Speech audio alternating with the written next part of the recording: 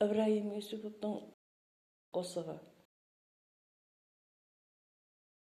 Hər bir dərdке davalı söz, kiyili söz, dualı söz, туысқалық, ар-намыс, выжданы шерік, малы менен жаны шерік, тамырында қаны шерік, қаналасы туысқалық, бір ошаққа от жақтырған, бір жайлауға мал бақтырған, той лазымға ат жаптырған, қарға тамыр туысқалық, бір тандырға нан жаптырған, мүтәж затыңды таптырған, беймезгіл есік қақтырған, туысқалық.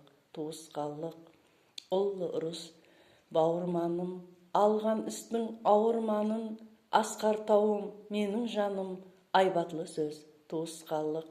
Жаңа әулады бердақлардың, тарас даңқын ардақладым, бақтын қарақалпақлардың, бәлент еткен туысқалық. Өзбекті өз ағам еткен, ұлы бақыт інам еткен, бір қазанда ас демлеткен, бауыр басқан туысқалық. Суымды сағалас еткен, елімді аралас еткен, дүркіменге намалас еткен, қардашы көп туысқалық. Қазақларға тай сойдырған, қырғызларға қой сойдырған, үй тіктіріп бас қойдырған, туысқалық.